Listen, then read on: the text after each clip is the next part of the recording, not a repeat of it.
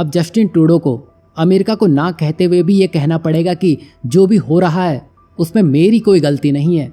असल में यहाँ हम पीएम मोदी और राष्ट्रपति शी जिनपिंग के बीच की मुलाकात की बात कर रहे हैं, जिसमें अमेरिका की 5 सालों की मेहनत पर पानी फेर दिया है।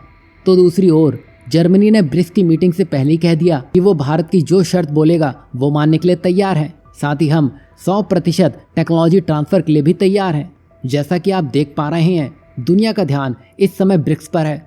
साथ ही कनाडा और अमेरिका इसको कुछ ज़्यादा ही सीरियसली लेने में लगे हैं, क्योंकि कनाडा की एक चिंगारी ने अब एक ऐसी ज्वाला को उत्पन्न कर दिया है जिसमें पश्चिमी देशों का झुलसना तय है।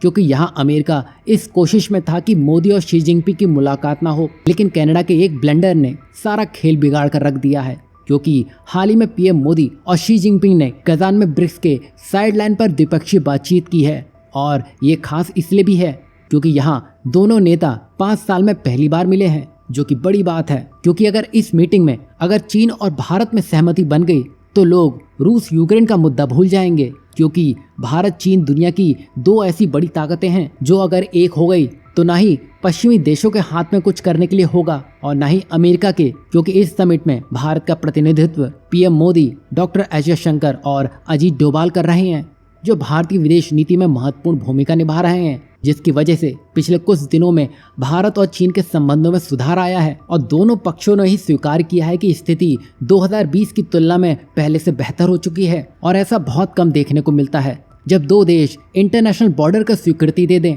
लेकिन चीन भारत में ऐसा होता हुआ दिखाई दे रहा है। मोदी और शी जिनपिंग के बीच 50 मिनट तक बातचीत चली है, जिसमें कई मुद्दों पर चर्चा की गई है। और इस समिट को अब तक का सबसे सफल समिट माना जा रहा है।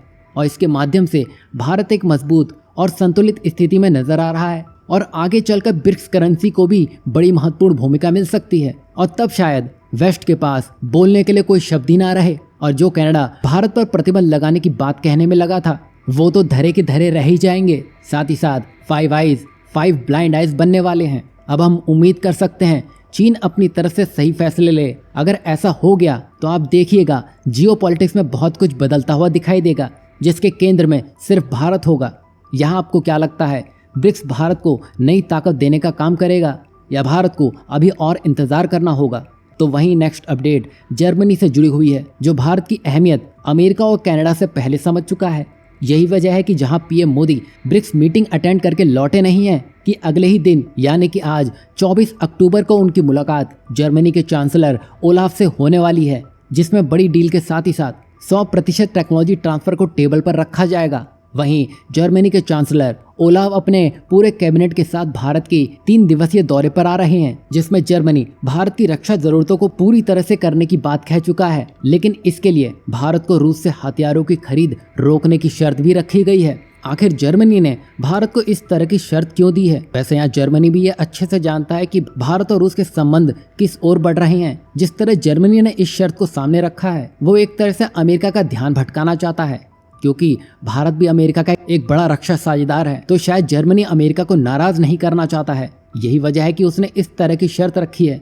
वैसे भी आप जानते ही हैं, भारत अपनी शर्त मनवाने में माहिर है। अगर भारत के सामने जर्मनी कोई शर्त रखता है तो भारत उसका तोड़ भी अच्छे से निकाल सकता है। बता दें कि जर्मनी इस समय भारतीय रक्षा बाजार में अपनी कंपनियों की उपस्थिति बढ़ाना चाहता है।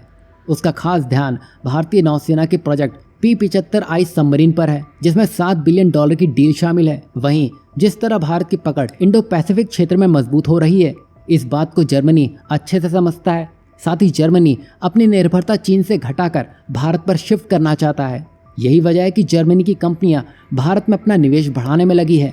जहां हाल ही में DHL ने भारत में यूरो 500 मिलियन यानी कि 4000 करोड़ रुपए का निवेश करने की बात कह दी है। अब ये सब तो ठीक है, लेकिन ये पश्चिमी देश ही हैं, तो भारत को भी सावधानी से आगे बढ़ना चाहिए, क्योंकि इससे पहले फ्रांस भी भारत को ऐसा ही प्रस्ताव दे चुका है। कुल मिलाकर भारत को सतर्कता से कदम उठाने की आवश्यकता है, ताकि वह वैश्विक स्तर पर एक मजबूत और स्वतंत्र भूमिका निभा सके। यहाँ आपको क्या लगता है, जर्मनी के ऑफर और जर्मनी की साझेदारी भारत के लिए फायदेमंद साबित होगी या भारत को फूक फूक कर कदम रखने की जरूरत होगी?